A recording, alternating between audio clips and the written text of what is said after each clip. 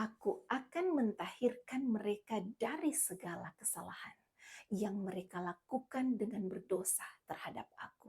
Dan aku akan mengampuni segala kesalahan yang mereka lakukan dengan berdosa dan dengan memberontak terhadap aku.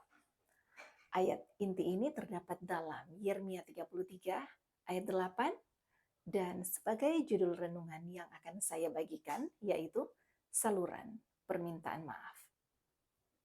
Teman-teman terkasih, di awal tahun 1980-an, ada seorang seniman di New York City. Dia memulai membuka apology line, yaitu layanan penjawab yang memungkinkan orang untuk menelpon dan meninggalkan permintaan maaf secara rahasia yang direkam atas kesalahan yang telah mereka lakukan. Beberapa orang menelpon untuk meminta maaf atas hal-hal kecil seperti pencurian kecil dan kebohongan. Dan sementara ada beberapa penelpon saluran permintaan maaf untuk meminta maaf atas perselingkuhan dalam pernikahan, bahkan untuk kesalahan yang lebih besar lagi. Teman-teman, tapi yang mengejutkan adalah banyaknya panggilan yang diterima. Lebih dari 100.000 orang meminta maaf.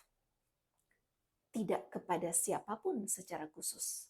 Dan dalam banyak kasus mengungkapkan rasa terima kasih mereka bahwa layanan ini telah tersedia. Orang-orang tersebut merasa beban mereka terangkat ketika mereka mampu meminta maaf dan meminta maaf atas hal-hal yang telah membebani mereka selama bertahun-tahun dalam banyak kasus. Teman-teman terkasih, kita kembali kepada kebenaran. Tuhan mendirikan apology line atau saluran permintaan maaf sudah dari ribuan tahun yang lalu. Sementara menelepon nomor telepon dan meninggalkan pesan permintaan maaf tidak mencapai sesuatu yang berarti dalam hal pengalaman yang sebenarnya.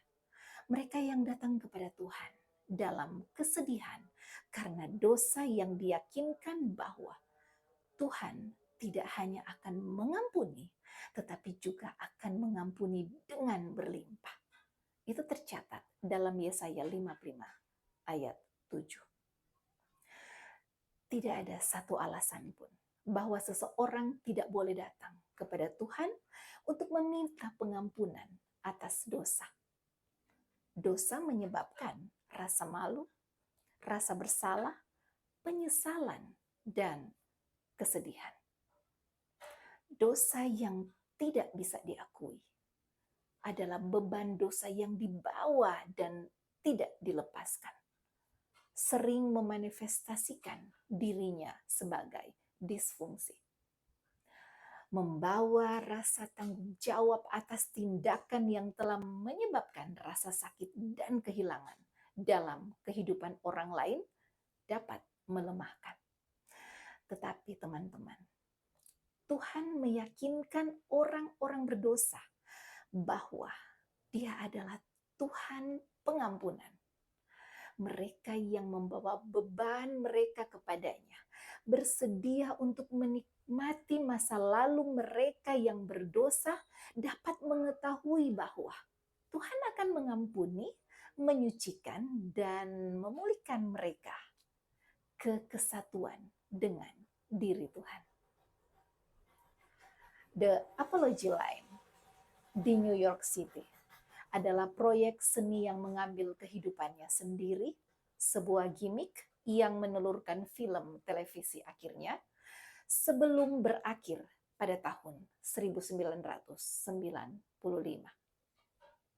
Teman-teman, pengampunan ilahi telah tersedia bagi orang berdosa sejak Taman Eden. Dan pengampunan Tuhan yang menawarkan pengampunan dan pengampunan yang berlimpah dan setiap saat untuk kita. kiranya firman Tuhan yang singkat ini akan selalu menguatkan keimanan kita. Tuhan mengasihi kita, Tuhan memberkati kita.